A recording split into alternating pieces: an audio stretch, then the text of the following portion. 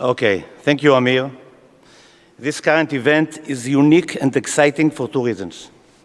The first one, after long months of lockdowns and isolations as of the COVID-19 pandemic, it symbols kind of back to normal. No, if we can call normal the current crisis in Ukraine, and we, of course, cannot. The second reason is what I call the cyber explosion. 2020 first stood out for the power, sophistication, and frequency of cyber attacks and adversaries, and I anticipate that this trend will not change in 2022 and will even intensify. The finale of 2021 was a Log4j vulnerability defined by many professionals and cyber institutes as the single biggest, most critical vulnerability of the last decade. As I have been claimed for a long time, openly and honestly, we are no longer dealing only with the security of critical assets, infrastructures, and processes in the cyber field.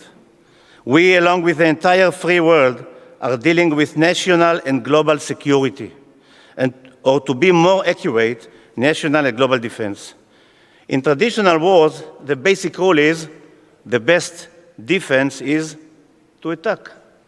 In the era of the cyber warfare, the new basic rule is the best defense is to defend. As we see nowadays in Ukraine, the cyber and economic warfare is an important strategic component in the war, and for my opinion, we are on the way to the era of a total cyber and economic warfare, TCEW. Today, almost every young person with a laptop can become a cyber warrior. The cyber warfare becomes very fast an existential threat and national challenge for states and countries. In addition, the coronavirus crisis presents a significant challenge globally, whose impact and size remain challenging to assess. Drastic measures are needed to limit the virus's medical propagation. Yet, essential services need to be guaranteed and should be protected from any possible threat, with the most prominent today being the cyber threat. I would like to emphasize another aspect of the pandemic. It had a significant influence on the world economies and the pace of planned development. There are unplanned enormous expenses, economic and development slowdown, recession, and socioeconomic challenges. The right way to overcome this crisis is by massive developments of infrastructure in different sectors, such as energy, finance, water, transportation, and more. Those modern infrastructures are saturated with the most advanced technologies and methods, high-tech technologies and digital technologies. It directly connects to the increased cyber risk I will touch in a few minutes.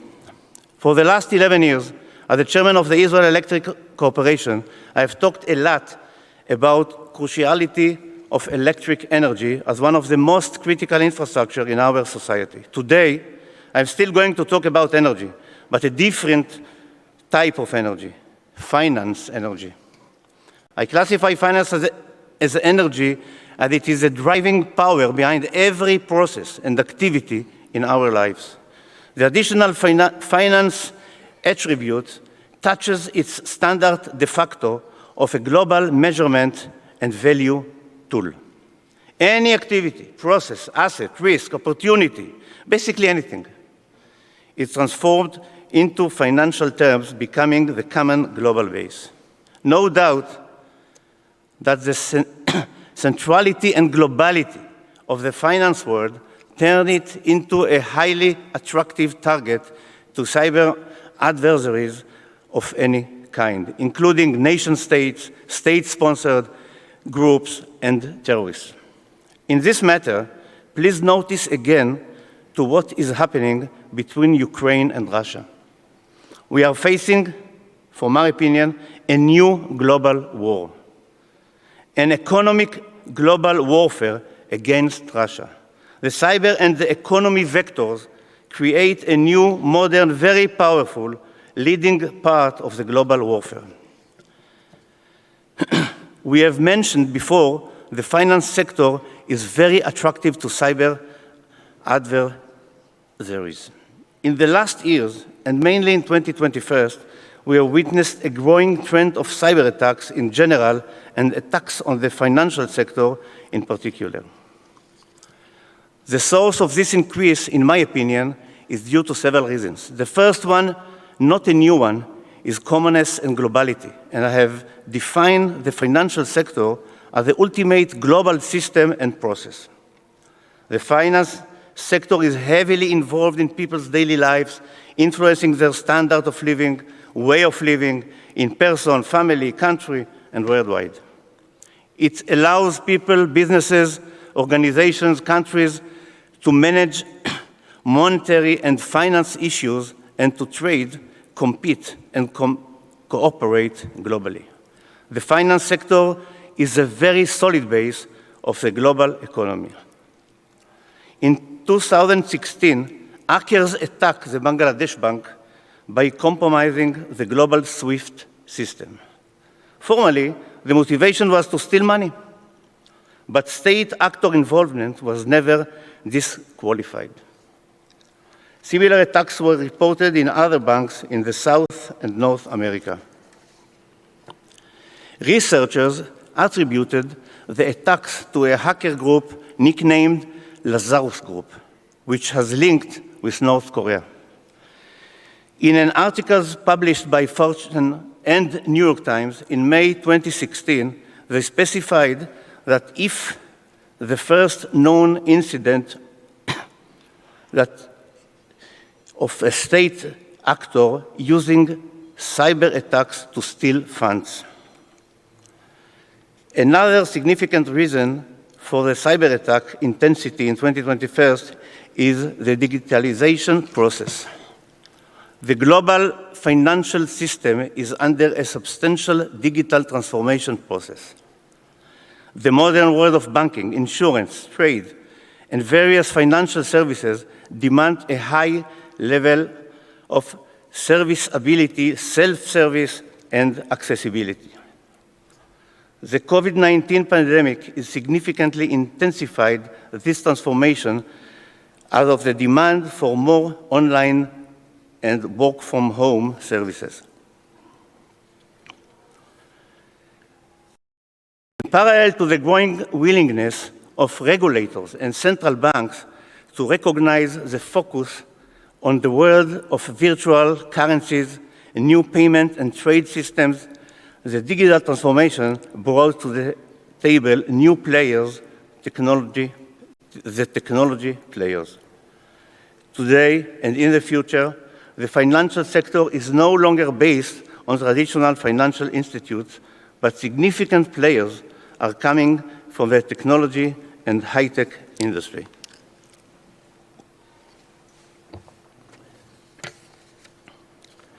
Deep penetration of blockchain technologies in an increasing number of financial processes and services involves new players and hold new methods and principles different from the traditional ones. Those processes increased the cyber attack surface significantly, adding the various cyber adversaries more extensive opportunities and better return on investment.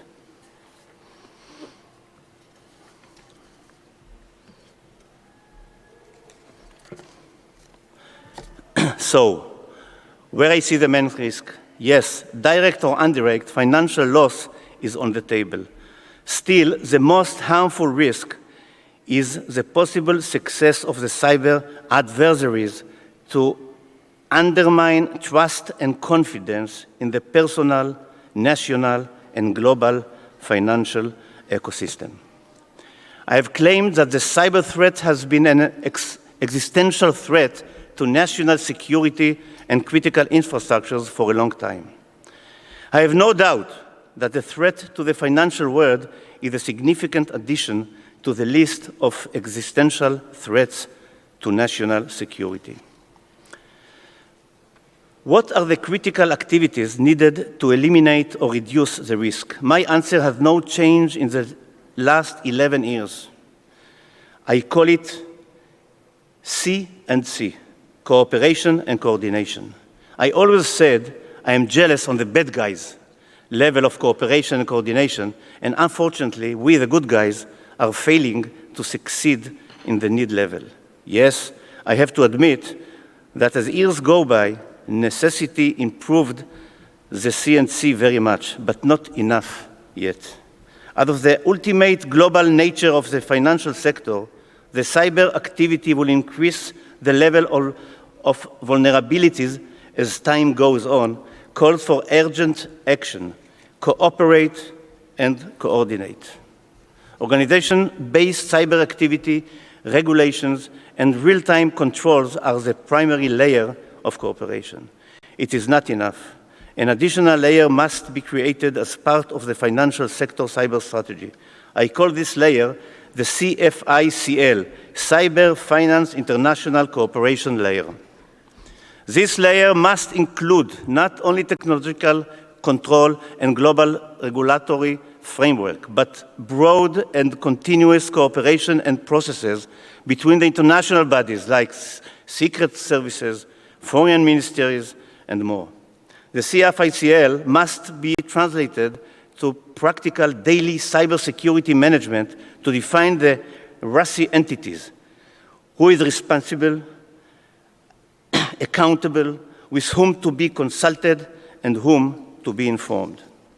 Transform the protection of the financial system and other critical systems and infrastructure into a global, participatory, and unifying process of the whole enlightened world. But, and it is a huge but, we shall never forget that with all the great technologies and systems, the people, the managers, the employees will remain the center. I call it the people vector, or in other words, cyber by design. Our duty as leaders and managers is to cultivate their cyber awareness, caring, knowledge, and behavior. An employee sitting in the front of a computer screen and thinking cyber as part of his duty will eliminate at least 80% of cyber threats. I call upon you from this stage to increase the global collaboration and to create a proactive and flexible cyber defense strategy, a global, international cyber Iron Dome. And now let me, before I leave the stage and leave the stage for Benjamin Netanyahu, let me please send from here a clear message to the Russian leadership. And I am sure everybody here agree with me. Stop the bloodshed. And stop it immediately. Thank you very much.